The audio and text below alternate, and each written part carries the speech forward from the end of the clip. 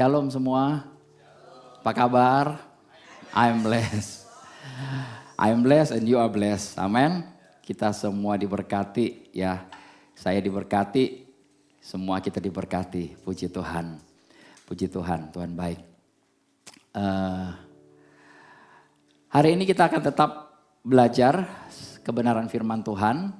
Dari kemarin saya pikir ada banyak hal yang saya mau sampaikan, tetapi ada beberapa hal yang akhirnya saya pilih. Saya pikir saya harus fokus, tidak boleh kesana kemari ya.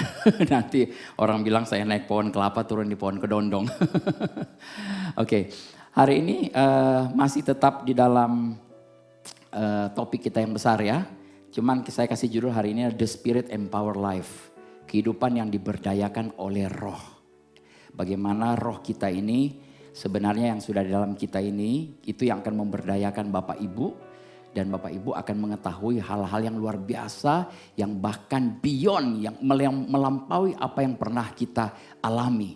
Ya, ayatnya masih di Efesus 4 ayat 15 ya. Tetapi dengan teguh berpegang pada kebenaran, di dalam kasih kita bertumbuh di dalam segala hal ke arah Dia, ke arah siapa? Kristus yang adalah kepala. Ya, bahasa Inggrisnya agak sedikit berbeda. Bahasa Inggrisnya bilang, but speaking the truth in love. Ya, kita perlu memperkatakan kebenaran selalu di dalam kasih. Amin. Dan kita semua akan bertumbuh di dalam segala kepenuhannya ke arah Kristus yang adalah kepala. Nah, judul hari ini adalah kehidupan yang diberdayakan oleh roh. Ya, Roh Kudus memberdayakan kehidupan kita. Tapi ada banyak kesalahan yang akhir-akhir ini mungkin beberapa waktu yang lalu saya lihat di dalam tubuh Kristus. Kenapa? Karena ketika kita berbicara soal empower sesuatu yang roh, sesuatu yang supranatural, orang agak agak enggan, agak nggak begitu suka untuk bicara hal-hal ini. Seakan-akan ini hal yang mistik, hal-hal yang namanya rohani ya, sesuatu yang tidak kelihatan. Nah, tetapi sejak awal ya kita diciptakan oleh Tuhan ada satu maksud dan tujuan ya. Sejak awal kita ini diciptakan menjadi gereja yang tidak dapat dikalahkan oleh maut. Amin. Sekali lagi di sini saya katakan mengapa kita diciptakan dan apa yang Tuhan maksudkan sejak awal buat kita anak-anak Tuhan.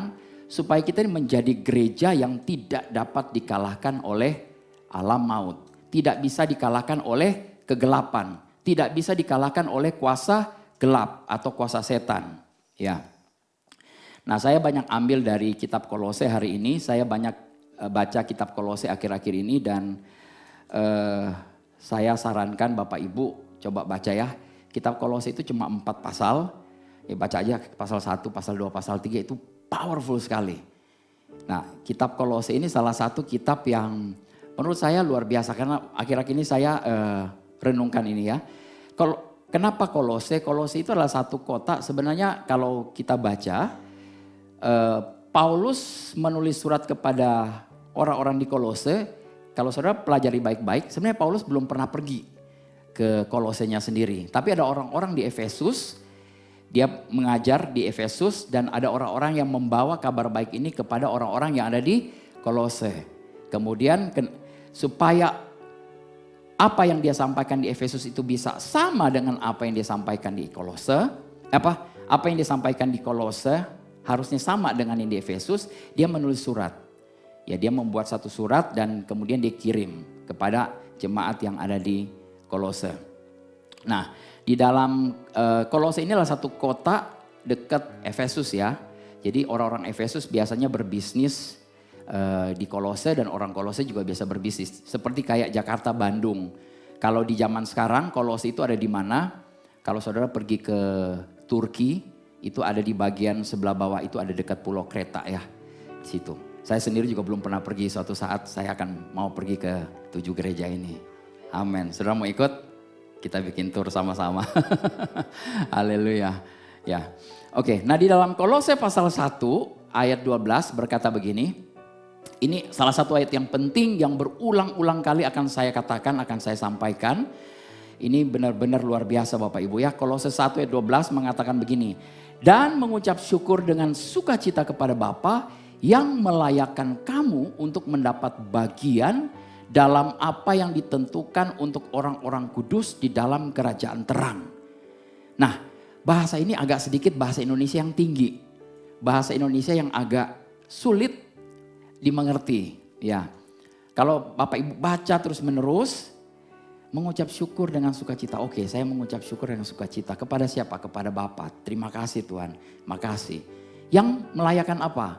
Oh, yang membuat kita ini dibuat layak, dibuat berkualifikasi untuk mendapat bagian dalam apa yang ditentukan. Bagian apa yang ditentukan ini diterjemahkan dari sebenarnya bahasa aslinya bilang partakers of the inheritance. Ya, jadi ada satu inheritance, ada satu warisan. Ya, kita mendapat bagian dari apa? Warisan. Bapak Ibu kalau orang tuanya kaya raya, ya, terus dapat warisan, enak gak kira-kira? Ya, kecuali kalau orang bapak, kalau orang tuanya mungkin miskin, ya tidak punya apa-apa, ya nggak dapat warisan, nggak dapat apa-apa gitu ya. Tetapi kalau punya orang tua yang kaya raya, bisa kasih warisan, kita tinggal terima, enak gak? Enak ya? Siapa yang gak suka? Kalau gak suka kasih saya. Saya siap terima warisan. Tetapi kita semua mendapat warisan, mendapat bagian yang sudah ditentukan untuk orang-orang yang kudus. Amin. Siapa orang-orang kudus di sini? Kita semua. Amin. Kita mendapat bagian untuk orang-orang kudus di dalam kerajaan terang. Ya. Jadi ini adalah bukan hanya untuk orang-orang di dalam zaman tersebut, bukan hanya untuk orang-orang di dalam Alkitab, tetapi untuk saya dan saudara. Amin. Kita menerima warisannya itu bukannya nanti, bukannya dulu-dulu, tapi sekarang ini. Dari dulu sudah diwariskan, sekarang kita mau terima atau enggak tergantung siapa? Tergantung kita, tergantung saya dan saudara. Ya. Oke, saya cuma melihat di sini bagaimana warisan itu begitu sesuatu hal yang luar biasa ya. Saya lihat ada beberapa orang yang berjalan dengan penuh kuasa, dengan penuh otoritas. Akhir-akhir ini saudara bisa lihat ya, ada banyak hamba Tuhan yang bergerak dengan power, dengan kuasa, dengan begitu otoritas yang begitu dahsyat. Nah, saya berpikir, saya merasa bahwa Tuhan kok saya gak diperlengkapi nih ya. Saya kok nggak sama kayak mereka gitu ya. Tapi ini nggak benar. Amin. Ini nggak benar. Jadi kalau orang itu bisa diperlengkapi sedemikian rupa, saudara dan saya juga sama. Amin. Cuman masalahnya kita punya masalah di sini adalah pengetahuan. Mengetahui bagaimana dia bisa mengeksersis kuasa yang di dalam dia dan kemudian tersalur keluar. Nah, kita punya problem dalam mental kita ini. Nah, hari ini kita sama-sama mau belajar, kita runtuhkan benteng-benteng pengenalan akan Allah ya. Amin. Haleluya. Nah, kembali lagi ayat ini berkata bahwa mengucap syukur dengan sukacita kepada Bapa yang melayakkan kita untuk mendapat bagian dalam apa yang ditentukan untuk orang-orang kudus di dalam kerajaan terang. Nah, ayat ini tersambung dengan Efesus. Nah, kalau Efesus, kita baca Efesus 1 ayat 17 sampai 19, ini dahsyat banget. Ini yang menjadi selalu doa, sebaiknya ini jadi doa anak-anak Tuhan. Doa kita semua sebagai orang percaya, orang Kristen, kita baiknya berdoa seperti ini. Memintanya kepada Allah Bapa kita, Yesus Kristus, bukan meminta lagi untuk, oh Tuhan tolong penuhi kebutuhan saya, tolong berkati saya, tolong dan lain sebagainya. Minta tolong. Tetapi ini yang doa yang benar nih. Meminta kepada Allah Tuhan kita Yesus Kristus, yaitu Bapa yang mulia itu, supaya Ia memberikan kepada kita roh, hikmat dan wahyu. Untuk apa? Untuk mengenal Dia dengan benar. Kenapa? Karena ada banyak sekali orang salah mengenal Tuhan. Nah, kalau salah mengenal Tuhan, salah semua. Ya, kita perlu kenal Dia dengan benar. Minta roh, hikmat, wahyu itu untuk bekerja. Dan kita bisa mengenal pribadi Tuhan dengan benar. Ya. Ayat 18 berkata, dan supaya Ia menjadikan mata hatimu terang. Supaya kita ini, mata hati kita ini benar-benar terbuka, bisa melihat Supaya kita mengerti pengharapan apa yang terkandung di dalam panggilannya, betapa kayanya kemuliaan, bagian yang ditentukan. Kembali lagi ada bagian yang ditentukan. Glorious inheritance. Ya. Betapa luar biasanya warisan yang mulia itu yang kita miliki. Ya. Mungkin Bapak Ibu kalau punya papa dan mama yang kaya raya, saudara cuma dapat harta. Ya. Saudara mungkin tidak dapat kedudukan, tidak dapat kehormatan, betul? Kalau papanya presiden atau papanya seorang pengusaha yang punya nama, belum tentu anaknya punya sama seperti papanya. Ya papanya bangun reputasi bertahun-tahun, belum tentu itu nurun. Bisa aja orang tahu papanya kalau tanya anaknya, papa kamu siapa? Orang-orang di kampung kenal papa saya namanya Pak Alex. Jadi kalau sebut nama Pak Alex, orang, oh kamu anaknya Pak Alex. Wah, saya jadi ikut bangga.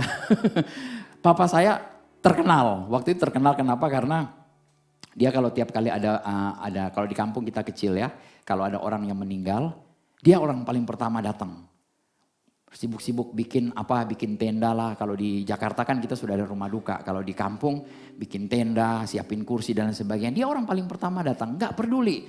Mau dia agamanya Buddha, mau agama Kristen, mau agama Islam. Datang semua. Dia pasti datang, dia bikin gitu loh. Makanya pada saat dia meninggal, satu kampung itu beri penghormatan. Itu papa saya dikubur di atas gunung, tuh dari bawah sampai di atas itu dia mobilnya jalan. Gak bisa jalan. Karena semua orang satu kampung tahu bahwa dia orang yang paling pertama yang suka bantu orang dalam pada saat orang dalam kedukaan.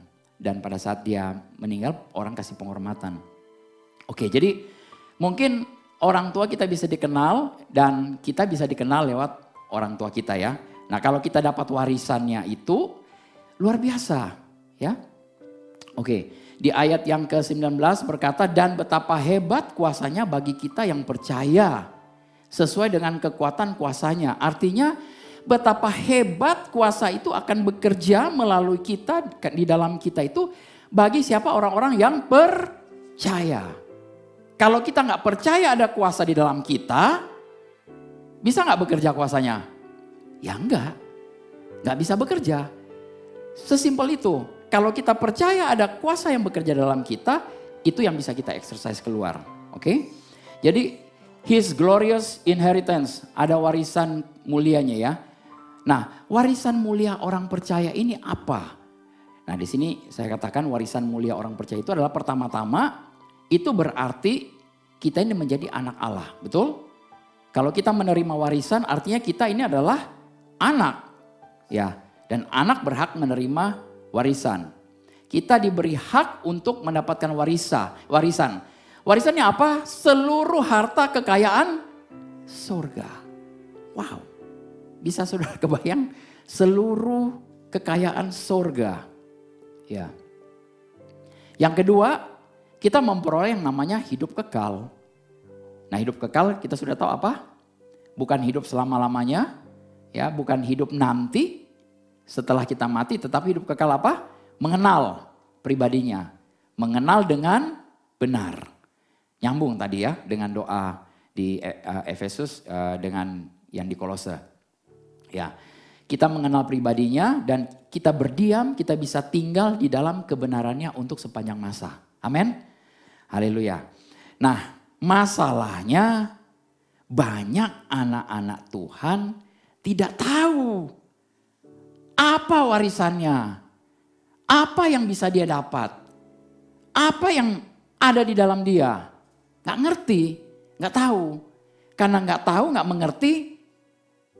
Ya, puji Tuhan hari ini diberitahu. Amin. Hari ini kita akan sama-sama mencari tahu ya. Oke, puji Tuhan. Saudara bisa kebayang gak segala berkat rohani dalam kerajaan surga? Apa aja sih? Sukacita, damai sejahtera, iman, pengharapan, kasih dan segala macam itu semua sudah diberikan, dicurahkan buat kita semua. Amin. Semua, waduh. Gak tersisa di surga. Seakan-akan surga kosong tetapi surga penuh berkelimpahan terus ya. Haleluya. Nah, ini ayat ini dilanjutkan di Kolose 1 ayat 13 berkata begini, ia telah melepaskan kita ya dari kuasa kegelapan dan memindahkan kita ke dalam kerajaan anaknya yang kekasih. Amin. Ya. Memindahkan kita, mentransfer ya dari kerajaan apa di sini katakan dari kuasa kegelapan, dari kerajaan gelap kepada kerajaan anaknya. Kerajaan anaknya ini kerajaan terang. Amin. Amin. Amin. Amin. Tetapi sekali lagi, berapa banyak yang tahu ini? Kalau yang namanya sudah dipindahkan kerajaan terang, tapi hidupnya masih gelap. Jadi gimana nih? Ya, kegelapan ini bicara soal apa? Iri hati, ya, kepahitan, hidup dalam sakit penyakit, yang kekurangan, hidup yang retak, ya. Mungkin saya dan saudara tidak hidup dalam satu kegelapan yang ekstrim. Misalnya dalam dosa seksual atau dalam dosa judi atau drug dealers, narkoba. Mungkin gak seperti itu. Betul? Ya, benar ya. Tetapi kalau pikiran saudara penuh dengan hal-hal yang negatif, saudara hidup dalam kegelapan. Ya. So jadi gimana nih? Kita hidup di dalam kerajaan terang tapi pikiran kita masih gelap. Segala pikiran yang bertentangan dengan kebenaran firman Allah, firman Tuhan itu adalah kegelapan. Amin. Ya, saya katakan di sini nih, semua pikiran yang bertentangan dengan kebenaran firman Tuhan adalah kegelapan. Kita perlu sadar hal ini, bahwa jangan sampai kita hidup di dalam kegelapan. Jangan sampai kita membiarkan pikiran kita ini dipenuhi dengan segala macam pikiran negatif, ya. Gak usah jauh-jauh. Dua orang lagi ngobrol-ngobrol. Ya, terus kita datang, mereka diem. Ngomongin gue ya? Waduh, GR banget dia mau ngomongin. Padahal mereka berdua lagi ngomong sesuatu yang gak tahu. Ya tiba-tiba orang datang, ya gak apa-apa dong. Ada orang datang, ya stop dong pembicaraan mereka. Tapi kalau ini satu sudah berpikir negatif, hidupnya dalam kegelapan. Dan kalau saudara entertain terus begitu, kemanapun saudara akan penuh kepahitan. Ya, apapun yang akan keluar nanti pahit. Yang keluar dari kita adalah gelap. Ya, padahal sudah terima Yesus, sudah lahir baru, menerima Yesus sebagai Tuhan dan Juru Selamat. Amin. Ya. Nah, firman Tuhan telah mengatakan bahwa kita sudah dipindahkan. Amin. Boleh katakan sudah. Sudah dipindahkan dari kerajaan gelap kepada kerajaan terang. Oleh sebab itu kita harusnya menjadi terang. Amin. Jangan lagi mau hidup dalam kegelapan. Jangan lagi mau entertain kegelapan itu masuk ke dalam pikiranmu. Ya, amin. Karena pikiranmu harusnya terang. Dan diterangi dengan apa? Kebenaran firman Tuhan. Ya. Ini ayat-ayat yang sangat penting ya. Jadi kita perlu melihat bahwa kita sudah tinggal di dalam kerajaan terang, kerajaan anaknya. Dan kita mulai mempercayai hal ini, kitalah yang perlu mengadjust pikiran kita. Kita perlu menyesuaikan pikiran kita dengan kebenaran ini. Ya, bukan pengalaman kita yang kemudian kita cari-cari mana ayatnya, enggak. Firman Tuhan yang kita ambil menjadi pegangan, pedoman kita. Sehingga kita bisa berdiri teguh. Amin. Ya. Nah, ketika saya mulai mendapatkan hal-hal ini, waduh, saya betul-betul menyadari, mulai dapat pewahyuan mengenai siapa diri kita. Siapa diri kita dalam Kristus. Ya. Saudara siapa? Saudara sudah dipindahin. Dari kerajaan gelap kepada kerajaan terang. Jadi jangan berpikir yang gelap-gelap lagi. Amin. Boleh bilang kiri kanan. Jangan pikir yang gelap-gelap. Yang negatif-negatif thinking. Amin. Haleluya, ya. Jadi saya tahu sekarang di alam roh saya sudah persis seperti Kristus. Amin. Saudara dan saya persis seperti Kristus di alam roh. Ya, di alam nyata ya saya begini. Ya namanya ganteng tetap ganteng gitu loh. Haleluya. Enggak ada yang muji ya, saya muji diri sendiri. Puji Tuhan. Tetapi saudara semua dan saya di dalam roh kita sama persis seperti Kristus. Amin. Ya. Nah, di dalam Kolose 1 ayat 27 ini ayat yang powerful banget. Ini ayat yang luar biasa sekali. Ya. Saudara, saya mau himbau, saudara coba renungkan. Selama 1 minggu ini ke depan deh. Coba renungkan ini ayat ini ya. Kolose 1 ayat 27 ya. Kepada mereka, kepada siapa? Kepada kita ya. Allah mau memberitahukan kepada kita semua pagi ini betapa kaya dan mulianya rahasia ini di antara bangsa-bangsa lain, yaitu apa? Kristus ada di dalam kamu. Kalau bahasa Indonesianya masih diterjemahkan Kristus ada di tengah-tengah. Betul, dia tinggal di tengah-tengah kita ini. Karena saya Kristus, ada Kristus, ada Kristus, ada Kristus, Kristus. Jadi Kristus tinggal dalam kita, ya. Dan Kristus yang adalah pengharapan akan kemuliaan. Amin. Ya. Kristus yang adalah pengharapan kemuliaan. Christ in you, the hope of glory. Kristus tinggal di mana? Di dalam kamu.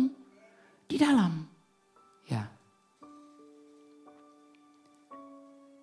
Jadi bukannya dulu, tetapi sekarang. Sekarang Kristus di mana? Dalam kita, tinggal dalam kita. Saudara suka nggak suka kalau saudara sudah terima dia sebagai Tuhan dan Juru Selamat, ya dia tinggal. Dan dia tidak pernah biarin, dia tidak pernah tinggal. Dia tidak pernah meninggalkan dan tidak pernah membiarkan kita, amin. Dia tidak keluar, kemudian masuk lagi. Ya, dia tidak pergi, kemudian dia biarin kita. Enggak, dia selalu ada, amin. Kalau dia selalu ada, terus kenapa doa kita, oh Tuhan kenapa engkau tinggalkan aku? Why do you leave me? Tuhan mengapa engkau meninggalkan aku? Tuhan bilang di dalam kita nih, dia bilang, hey Dolphy, hey saya di sini. Ngomong sama saya.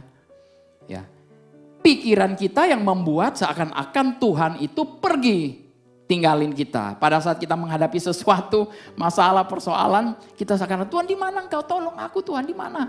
Tolong, aku perlu pertolonganmu. Dia bilang dia di dalam.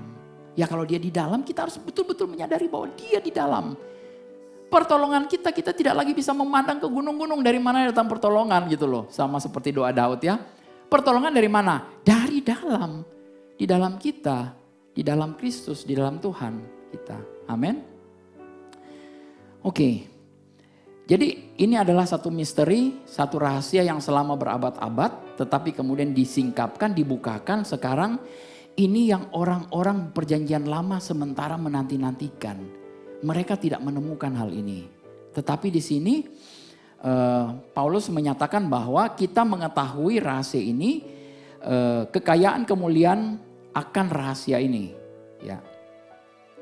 Nah ini bukan hanya sekedar saudara, kalau saudara cuma baca, oh ya oke lah, saya Kristus tengah-tengah, saya ada tinggal dalam saya gitu loh.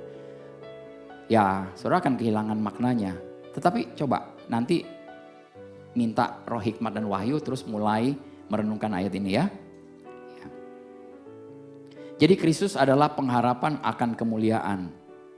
Nah di perjanjian baru jelas bahwa oleh Roh Kudus sekarang Kristus itu tinggal di mana? Sekali lagi tinggal di dalam kita. Dan tinggalnya itu adalah permanen.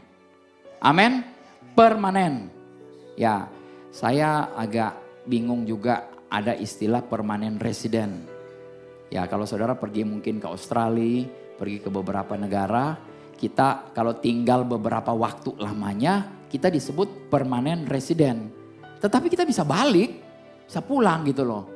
Ya, sebenarnya istilah ini kurang tepat ya, dibilang permanen resident gitu ya. Tetapi istilah ini permanen itu betul-betul tinggal, tetap, tidak kemana-mana, nggak pergi-pergi, nggak keluar-keluar, selalu ada di situ. Bukan untuk sementara.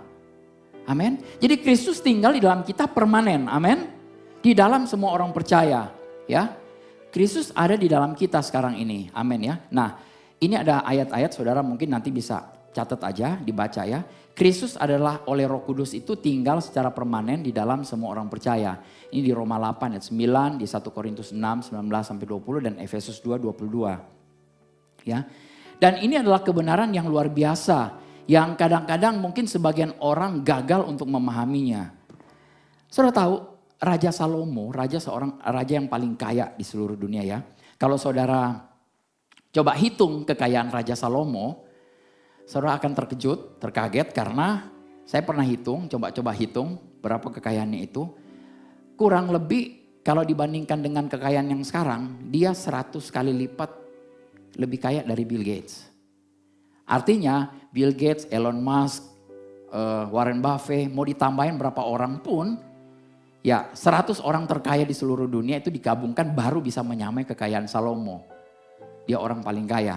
Nah, tapi pada saat itu Raja Salomo dia sedang sementara membangun satu temple, satu tempat untuk Tuhan tinggal gitu loh ya. Nah, di 1 Raja-Raja ayat 8:27 dia berkata begini. Tetapi benarkah Allah hendak diam di atas bumi? Sesungguhnya langit, bahkan langit yang mengatasi segala langit pun tidak dapat memuat Engkau Tuhan. Terlebih lagi rumah yang kudirikan ini. Nah, ayat ini bisa kita katakan kepada diri kita, Tuhan, benar nggak Engkau mau tinggal di dalam aku? Sesungguhnya langit, bahkan langit yang mengatasi segala langit tidak dapat memuat Engkau. Tapi Engkau mau tinggal dalam aku. Wow, luar biasa. Amin. Coba saudara pikirkan. Saya selalu menganalogikan ini kalau saudara punya matahari. Saudara lihat matahari, ya saya bilang, saudara bisa ambil nggak matahari? Nggak bisa. Seandainya saudara bisa ambil matahari, saudara kantongin. Ya, apa yang terjadi? Panas rasanya, powerful, betul? Tetapi yang sekarang yang saudara kantongin yang ada dalam saudara ini, pencipta matahari, pencipta bulan, pencipta bintang-bintang, planet dan segalanya. Amin. Mau tinggal di dalam siapa? Dalam kita. Amin. Wow. Siapa kita? Tubuh kita ini menjadi tempat baitnya Allah. Saudara sadar atau nggak sadar? Kita baitnya Allah. Amin. Haleluya. Dan kalau dia mau mendiami kita di dalam tubuh kita ini, sebenarnya dia mau menyatakan kasihnya yang begitu besar buat kita. Amin. Oke. Nah, kalau kita terus-menerus memikirkan hal ini, apakah kita akan pernah lagi kesepian? Apakah kita akan pernah lagi depresi? Ya, apakah kita akan pernah takut? Enggak. Amin. Kita tidak akan pernah takut. Kenapa? Karena Kristus tinggal dalam saya. Ya. Dan ingat, iblis bekerja melalui apa? Ketakutan. Betul? Kalau kita memberi akses kepada dia, ketakutan yang akan menguasai kita. Ya. Saudara mau takut apa? Takut hidup? Yesus berkata, jangan takut. Selalu jangan takut. Saya punya kesaksian dulu. Saya waktu SMA, saya kos di tempat di daerah Tomang, dan waktu itu saya mau pindah ke tempat yang satu lagi di Tomang juga, dan dulu pakai becak ya, jadi ngangkutnya itu dari tempat ke tempat itu naik becak gitu loh. Nah, saya pakai satu tukang becak, yuk angkat semua barang-barang itu loh. Ada kali mungkin 10 kali bolak-balik karena barangnya banyak dan waktu itu nggak ada mobil, ya cuma ada becak kan segitu aja ya, cuma bisa muat gitu loh. Jadi kita bolak-balik. Nah, pada saat pertama kali saya naik, saya ngobrol sama tukang becaknya, kan bawa banyak barang nih ya, dia yang ngayuh di belakang. Saya tanya, Pak, ya gimana ininya, kabarnya? Apa kabar Pak? Dan tukang becaknya jawab, I'm blessed. Just kidding. Waktu itu belum ada pewahyuan seperti itu. Tukang becak itu bilang begini, Pak, saya ini punya anak 6. Haleluya, punya anak 6. Wow, saya bilang hidup semua Pak. Saya iseng banget katanya hidup. Iya Pak, waduh, alhamdulillah saya hiduplah semua gitu loh. Tukang becak, anak 6, hidup juga kok. Amin. Saudara punya anak berapa? Saudara punya tanggungan berapa? Ya tapi kata orang bilang, ya tapi hidupnya kualitasnya kayak apa? Ya iya memang mungkin kualitasnya seperti apa. Kita kan mau hidup yang berkualitas. Ya kalau begitu ya jangan punya banyak anak. Ya, tapi Tuhan yang berikan ini dia. Lah Siapa bilang Tuhan yang berikan? Kamu sendiri yang nggak bisa kontrol. Haleluya. Oke, jadi kita tidak perlu takut hal-hal seperti itu ya. Ya, Tuhan aja pelihara kok. Amin, tukang beca Tuhan pelihara. Bahkan kalau saudara tidak punya apa-apa, saudara lihat burung. Malu harusnya sama burung, betul? Kenapa? Karena burung Tuhan pelihara. Tanya ke burung, punya ATM enggak? Enggak. Ada investasi saham-saham? Enggak. Burung bekerja? Enggak juga ternyata. Terus Tuhan pelihara, amin. Ya, kalau di Jakarta sudah nggak ada burung-burung ya saudara ke pasar burung lah. Ya pergi lihat di sana. Di pasar burung pun banyak orang yang kasih makan burungnya, amin. Ya kita tidak perlu takut akan hidup ini ya. Ya, kenapa? Karena kuasa setan, kuasa iblis itu sudah dikalahkan, amin. Ya, jadi sudah dikalahkan. Jadi saudara, oh ya begini ya, saya cuma mau sampaikan satu hal. Kita nggak usah takut kepada hal-hal seperti itu ya. Dulu mungkin doa kita harusnya berubah ya. Doa kita dulu mungkin aku ikat, aku patahkan, aku hancurkan. Betul? Ada yang berdoa seperti itu? Saya dulu juga berdoa begitu, yang aku aja lah. Ya, aku ikat, aku patahkan, aku hancurkan, aku kalahkan gitu loh ya. Ini tuh apa sih yang sebenarnya kita ikat-ikat? Coba saudara berpikir, aku ikat, apa yang diikat? Aku patahkan, aku hancurkan. Itu gak ada efeknya, gak ada gunanya sama sekali. Saudara bilang apa lagi nih Pak Dolfi ini? Bener apa enggak nih? Kenapa? Karena segala kuasa iblis itu sudah dikalahkan. Amin. Bukan kita yang ngalahin, kita tidak perlu ikat-ikat, tidak perlu tengking-tengking. Kita tidak perlu patah-patahin semua itu, amin. Ya, kalau saudara ikut klub Komsel kita beberapa waktu yang lalu ini saya sudah sampaikan, ya. Jadi kita tidak perlu mengatakan seperti itu iblis itu hanyalah menipu dan senjatanya cuma satu, apa? Tipuan, betul? Terus Pak Dolfi gimana dong dengan Efesus 6 ayat 12? Efesus 6 ayat 12 bilang apa? Efesus 6 ayat 12 bilang perlawanan kita ini bukan lagi melawan darah dan daging, tetapi melawan apa? Penguasa-penguasa dan roh-roh yang ada di udara. Jadi apa maksudnya? Apakah kita harus tengking-tengking roh di udara? Kita harus ikat-ikat roh di udara? Bukan, Bapak Ibu. Ya, roh-roh itu memang ada, ya roh si jahat, kegelapan ada. Ya, dia ada di udara gitu loh. Tapi bukan dengan kita ikat, kita bungkus, kita patahkan, kita hancur. Enggak. Bukan seperti itu. Ya, kalau saudara baca Efesus 6 ayat 12, 13, 14 dan seterusnya, saudara akan tahu bahwa di situ dikatakan kenakanlah seluruh perlengkapan senjata Allah. Amin. Supaya kita ini dapat melawan pada saat hari yang jahat itu. Yaitu pada saat tipuan datang, kita jawabnya dengan apa? Kebenaran, firman Tuhan, amin. Bukan lagi dengan mengikat-ikat. Ya, saudara kalau mau ikat-ikat yang paling enak ikatnya duit. Ya, tidak perlu lagi mengikat, menengking dan lain sebagainya. Saudara hanya perlu sampaikan kebenaran kepada orang-orang. Amin. Nah, puji Tuhan di TLW kita sudah gak begitu ya. Tidak lagi ikat-ikat segala kuasa dan kegelapan dan lain sebagainya. Kalau sementara kita mau ngomong seperti itu, kita sementara membesar-besarkan dia. Ya, si kuasa gelap itu ngapain? Dia bukannya, Nah ini ya, di Kolose 2 ayat 15 nih saya sampaikan ya. Ini kebenarannya. Ya, Kolose 2 ayat 15, ia telah melucuti, siapa ia ini adalah Kristus, telah melucuti pemerintah-pemerintah dan penguasa-penguasa yang di udara itu, ya, yang Efesus 6 ayat 12 tadi itu, melucuti pemerintah-pemerintah dan penguasa-penguasa dan menjadikan mereka tontonan umum dalam kemenangannya atas mereka. Ini powerful sekali kalau saudara tahu pada zaman itu, zaman bangsa Romawi, kalau mereka menang, mereka akan ikat si rajanya, ya, ditelanjangin, ditarik pakai kereta. Jadi terus kemudian jarinya, jempol dipotong dua-dua. Kenapa? Supaya tidak bisa pegang senjata. Jadi si iblis itu udah gak punya senjata sebenarnya. Kecuali nipu doang. Dia gak bisa nusuk-nusuk macam-macam gitu loh. Jadi gak bisa pegang lagi. Terus kemudian 2 jempol kakinya itu biasanya dipotong. Itu orang Romawi biasanya. Jadi kalau kita bisa membayangkan iblis seperti itu. Ya udah dipotong jempolnya. Udah gak bisa pegang apa-apa. Udah jalannya karena 2 jempol kaki juga dipotong. Itu jalan akan sempoyongan. Sambil ditelanjangin, sambil dipertontonkan. Ada pawai. Amin. Pawai kemenangan. Ya, puji Tuhan.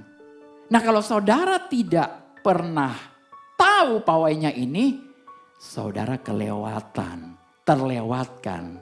Haleluya. Ada pawai yang luar biasa ini. Ini ayatnya. Kolose 2:15. Ia telah melucuti pemerintah-pemerintah. Terus ngapain kita melucuti-melututinya? Kristus yang sudah melucutinya. Kita tidak perlu lagi dalam nama Yesus aku teging. Aku doakan Jakarta. Jakarta tidak perlu didoakan. Jakarta perlu diberitakan firman buat orang-orang. Amin. Buat orang-orang yang tinggal di Jakarta. Ya. Nah, beberapa waktu yang lalu juga ketika saya ada satu kumpulan pengusaha-pengusaha, kita lagi ngobrol, kemudian saya sampaikan ayat ini, tapi kemudian ada satu pengusaha bilang begini, tapi Pak Dovi, itu tuh ada rumah berhantu. Terkenal, kalau saudara baca ada rumah di Pondok Indah katanya, penuh hantu gitu loh. Terus di beberapa daerah yang lain, ada loh saya katanya lagi jalan-jalan tiba-tiba ada, pus, disiram pakai air gitu loh. Ya saya bilang ya kita nggak tahu siapa di dalam gitu loh. Tiba-tiba ada orang ambil air disiram ya. Dia pikir ada ini. Saudara, iblis kuasa jahat tidak punya lagi kuasa. Amin. Kecuali kita memberi akses kepada dia. Kecuali kita percaya. Kalau kita percaya padahal itu akan menjadikan kita ketakutan. Dan dia bekerja melalui ketakutan kita. Dia ambil kuasa kita dan dia pakai itu. Ya. Jadi saudara tidak perlu takut dengan segala benda-benda, segala barang-barang ya. Saudara punya katanya ada barang-barang yang diisi gitu loh. Ya sebenarnya yang diisi pulsa ya. Bukan. Saudara jangan isi-isi macam-macam katanya di barang-barang gitu loh. Ada barang, ada kain yang bagus-bagus atau apalah gitu loh. Macam-macam ya. Itu tidak akan punya kuasa sampai kita memberi kuasa. Betul? Dengan cara apa? Kita percaya. Ya. Ada lukisan yang serem mungkin. Bisa melirik ke kiri, bisa melirik ke kanan katanya. Itu kenapa kejadian seperti itu? Karena orang ngomongin. Karena orang bilang begitu, yang satu memberi ketakutan kepada yang lain memberikan ketakutan kepada yang lain. Akhirnya semua ketakutan. Dan disitulah iblis bekerja. Ya. Mulai sekarang saudara dimerdekakan. Amin. Kenapa? Karena ada Kolose 2 ayat 15 berkata bahwa ia telah melucuti. Amin. Haleluya. Jadi tidak ada lagi kuasa-kuasa seperti itu. Saya terus terang, saya angkat jempol salut sama Hollywood, Bollywood, dan industri perfilman. Yang sudah begitu jagonya membesar-besarkan kuasa-kuasa itu. Tidak ada yang namanya benda-benda terbang lah segala macam. Saudara pernah lihat kayak gitu? Ya itu nggak ada sebenarnya, itu bisa secara sains bisa di ini ya. Tetapi kita balik lagi, nah ketika mereka sudah mulai bercita begitu, tiba-tiba orang-orang sudah bilang, aduh merinding ya, bulu kuduk saya merinding katanya. Saya harus stop, saya kembalikan orang-orang ini kepada Kolose 2:15, baru mereka diem. Ya, jadi itu mereka semua ini tidak ada apa-apanya ya. Coba kita baca di Kolose 2 ayat 6. 7 dan 8 ya. Kolose 2 ayat 6 berkata, kamu telah menerima Kristus Yesus. Amin. Bilang kiri kanan, kamu telah menerima Kristus Yesus. Tuhan kita. Amin. Karena itu hendaklah hidupmu tetap di dalam Dia. Tetap di dalam firman-Nya. Tetap di dalam kebenarannya. Amin. Hendaklah kamu berakar di dalam Dia. Dan dibangun di atas Dia. Hendaklah kamu bertambah teguh dalam iman yang telah diajarkan kepadamu. Dan hendaklah hatimu melimpah dengan syukur. Amin.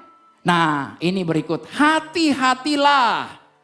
Supaya Jangan ada yang menawan kamu dengan filsafatnya yang kosong dan palsu menurut ajaran turun-temurun dan roh-roh dunia. Tetapi tidak menurut Kristus. Ya, segala cerita hantu dan lain sebagainya itu, pocong dan lain sebagainya itu adalah apa? Ajaran turun-menurun, roh-roh dunia. Ya. Masih mau lagi ayatnya. Nih saya tambahin. 1 Timotius 4 ayat 1. Tetapi roh dengan tegas mengatakan bahwa di waktu-waktu kemudian, Roh Kudus mengatakan bahwa ada orang yang akan murtad lalu mengikuti roh-roh penyesat dan ajaran-ajaran setan.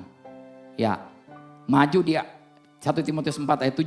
Tetapi jauhilah tahyul dan dongeng nenek-nenek tua. Saudara punya nenek-nenek tua yang suka ngedongeng. Dulu mungkin orang-orang tua kita yang dulu-dulu itu, ada sumur di situ, hati-hati. Kalau jalan lewat harus permisi. Aduh, bahkan saya pernah ketemu satu hamba Tuhan bilang, permisi anak babi mau lewat. Ah, kamu anak babi, oh my goodness. Saya bilang, aduh ini bapak ini dia anak babi yang lucu kan.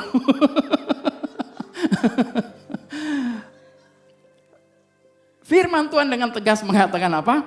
Jauhilah tahayul dan dongeng nenek-nenek tua. Latihlah dirimu beribadah. Haleluya.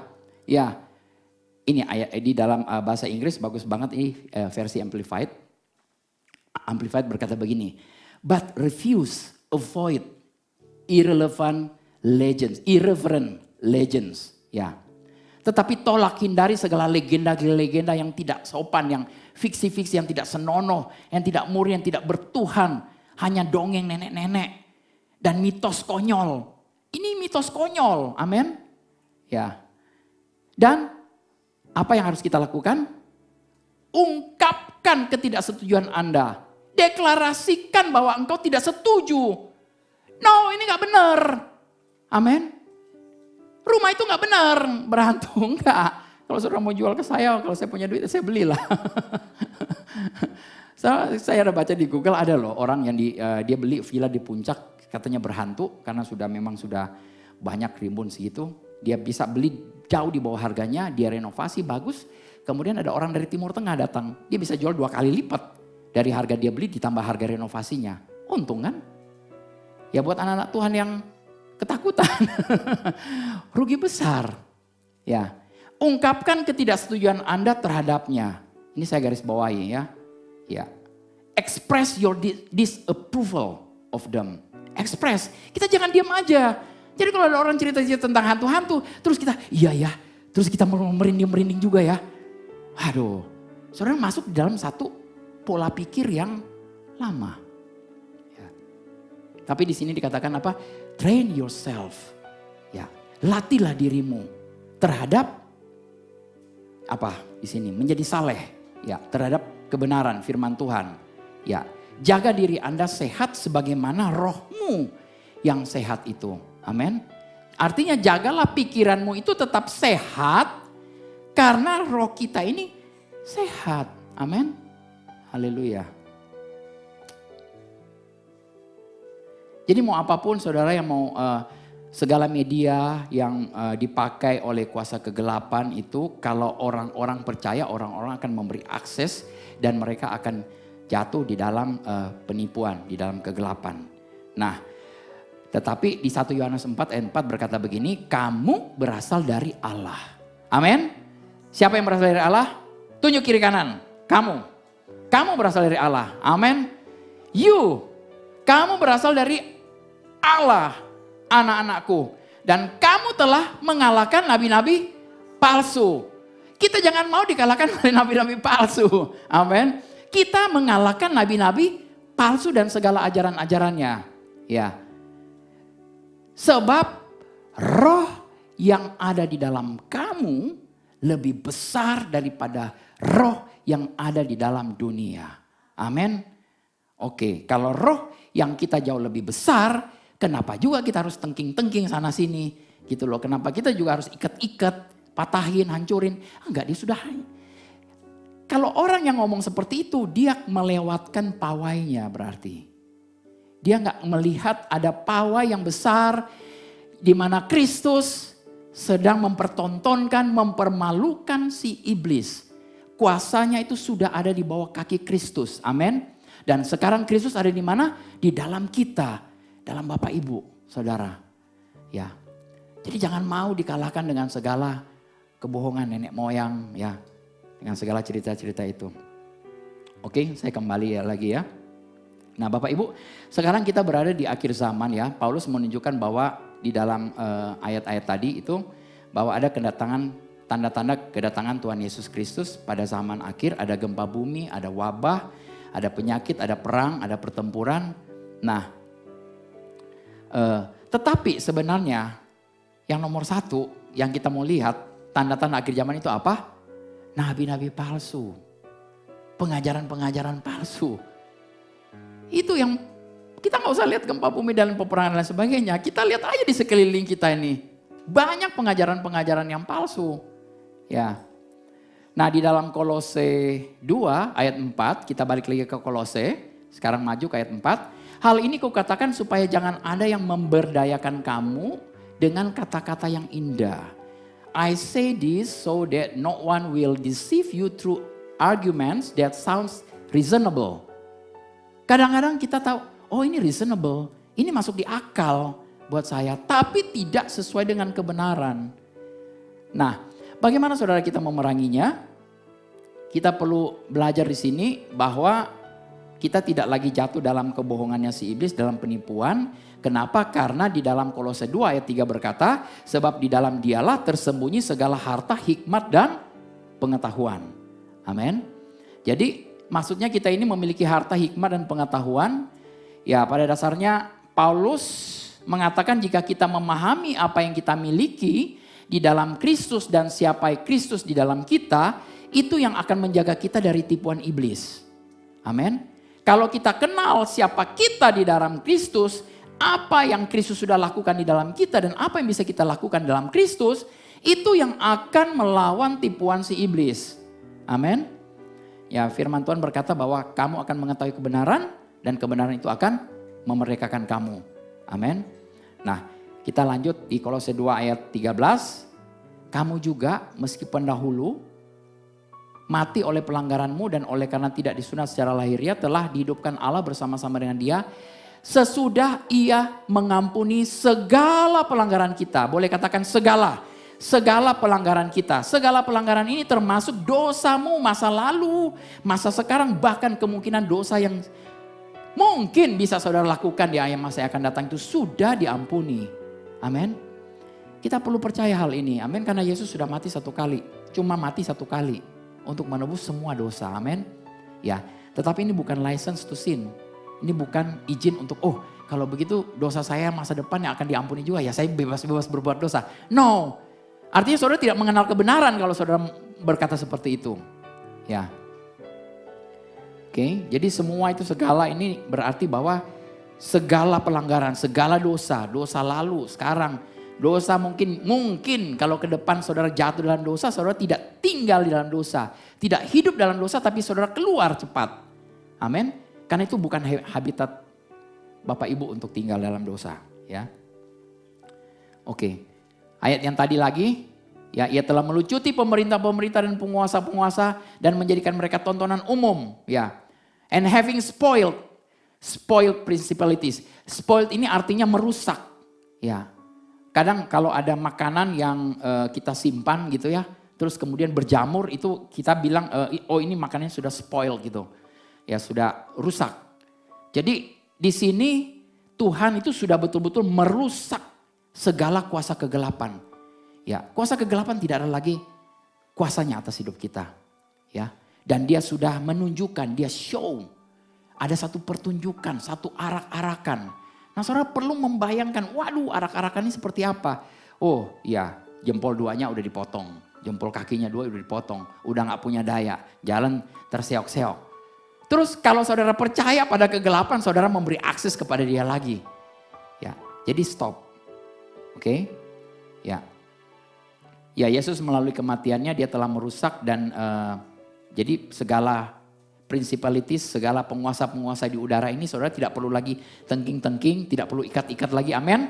Ya, ganti doamu dengan ucapan syukur. Bapa, terima kasih, aku tahu di dalamku punya kuasa, aku berkuasa dalam bumi ini, dan aku akan memberitakan kabar baik ini kepada banyak orang, sehingga banyak orang akan dimerdekakan.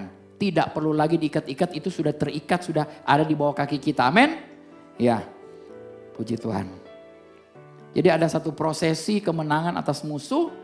Ya, jadi jangan dihubungkan lagi dengan kuasa gelap yang begitu powerful, begitu berkuasa, enggak. Ya, firman Tuhan adalah kebenaran, ya dan amin. Ya, saudara mau percaya cerita nenek moyang, dongeng-dongeng, atau mau percaya kebenaran. Ya, begitu saudara berhadapan dengan orang-orang yang ngobrol sana sini tentang hantu-hantu, saudara kasih aja ayat Kolose 2:15 ini. Amin. Biar ketutup mulutnya. Kata orang, wah Pak Dolvin nanti gak asik dong ceritanya. Ya lebih asik kita ngobrol tentang firman daripada ngobrol tentang yang merinding-merinding. Puji Tuhan. Ya. Saudara diberkati, amin. Saudara dimerdekakan, amin. Masih lagi mau doa begitu? Haleluya. Oke, kegelapan harus menyingkir, amin. Karena ada kerajaan terang yang sudah tinggal di dalam kita. Kerajaan Tuhan Yesus Kristus. Nah, sadar bahwa Kristus itu ada dalam kita, dia tinggal dalam kita dan dia memiliki kuasa yang bekerja dalam kita. Kita perlu sadar sesadarnya bahwa Kristus tinggal dalam kita, bekerja dalam kita, dan kuasa itu siap untuk kita keluarkan. Amin. Kalau saudara hari-hari pikirkan hal ini, secara otomatis kemanapun saudara pergi dan berada, perkataanmu akan berubah. Ya, saudara akan menjadi berkat dimanapun. Alih-alih ada orang yang bermasalah, saudara bukan cuma bilang, oh ya banyak berdoa ya, banyak berpuasa, mungkin kurang doa, kurang puasa. Ya, itu zaman dulu. Sekarang saudara yang mendoakan, saudara yang melepaskan kuasa, saudara yang memberkati orang-orang ini. Amin. Ya. Jadi segala kuasa, segala iman, kasih dan segala berkat Tuhan dalam kerajaan surga sudah di mana? Sudah dalam kita. Jadi kita ini tidak perlu lagi butuh kuasa yang ada dalam kita ini perlu bekerja melalui iman, betul? Ya. Kalau saudara nggak percaya kita punya kuasa, ya bagaimana kita bisa mengeluarkan kuasa itu, betul? Ya, kita perlu bekerja melalui iman.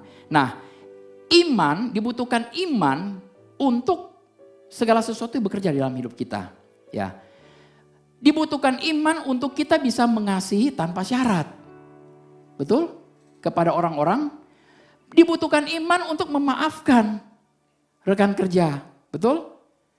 Bahkan waktu ini di dalam Lukas ya. Waktu Yesus mengajarkan tentang mengampuni kepada murid-muridnya. Ya. Murid-muridnya bilang apa? Mereka bilang begini, Tuhan tambahkanlah iman kami. Tetapi sebenarnya di sini bukan masalah iman yang bertambah-tambah. Iman saudara ini tidak lagi bisa bertambah-tambah sebenarnya. Iman saudara ini sudah lengkap, sudah komplit. Sama seperti iman Yesus. Amin. Karena kita kepenuhan Kristus. Kristus di dalam kita. Berarti imannya Kristus juga ada di mana? Dalam kita. Kita perlu menambah-nambah lagi iman enggak? Enggak. Ya saya juga pikir kita memang tidak perlu lagi berdoa untuk Tuhan tambahkan iman. Sama seperti murid-murid berdoa seperti ini. Saudara tahu apa jawab Yesus? Saya tidak tampilkan di situ ya. Di Lukas 17 ayat 6 Yesus berkata begini. Kalau sekiranya kamu mempunyai iman sebesar biji sesawi saja. Artinya Tuhan tidak bilang aku tidak mau menambah-nambahkan iman kepada kamu. Kalau kamu punya iman sebesar biji sesawi aja. Kamu bisa bilang kepada pohon ini terbantun ke laut dan itu akan pindah ke laut. Amin. Ya. Jadi sederhananya Tuhan bilang begini, hey, kamu tidak perlu lagi butuh banyak iman. Engkau tidak perlu menambah-nambah iman. Masalahmu adalah pengetahuan. Diam sekali di sini ya. Pengetahuan apa? Pengetahuan firman bahwa iman itu sudah penuh di dalam kita dan bagaimana cara kita mengeluarkannya, mengerjakannya. Amin. Ya. Ya jadi dengan kata lain kita tidak perlu lagi iman yang lebih besar atau iman yang lebih lagi. Nah, kebanyakan orang Kristen hari-hari ini memiliki konsep seperti ini ya. mereka berpikir bahwa mungkin imannya kurang. Iman saya kurang kali Pak Dolvia. Sehingga orang ini gak sembuh. Enggak. Bukan masalah imanmu kurang, imanmu penuh. Seperti iman Kristus. Tetapi pola pikir. Pikiran kita, kalau kita berpikir bahwa kita kurang iman, kita tidak bisa melepaskan ini, ya kita kurang. Tidak bisa melepaskan. Bapak Ibu sudah punya iman yang penuh. Amin. Kita semua punya iman yang penuh. Amin. Baru 10% yang kasih amin nih. Saudara percaya saudara punya iman seperti Kristus? Amin. Amin. Kita mau belajar sekarang ini ya. Betul-betul saya mau nanti beberapa minggu ke depan. Ayo saya mau mulai pengen mengajar lagi soal iman. Tetapi dari pewahyuan yang baru nih, luar biasa nih.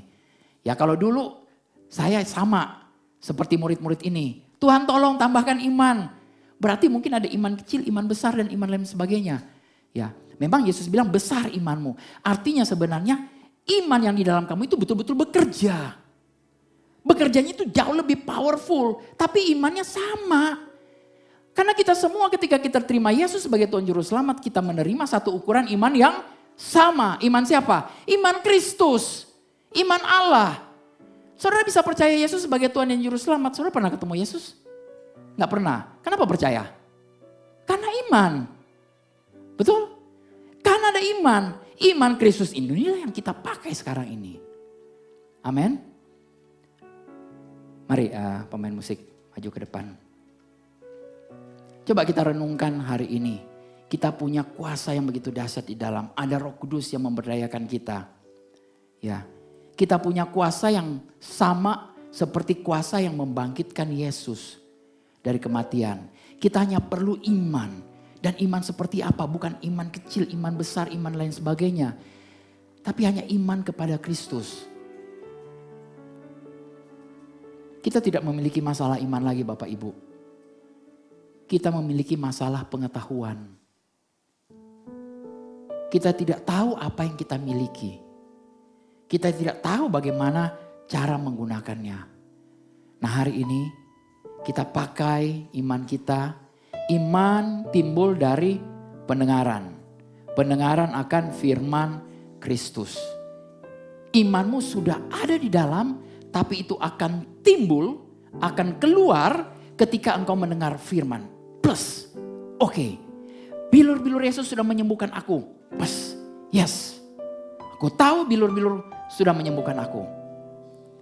Dan dia katakan, pergi, sampaikan kabar baik, sembuhkan orang sakit. Yes, aku terima otoritas kuasa yang dari Tuhan. Aku akan pergi sembuhkan orang sakit sampai sembuh. Amin. Kita sudah diberi kuasa. Diberi power yang begitu luar biasa.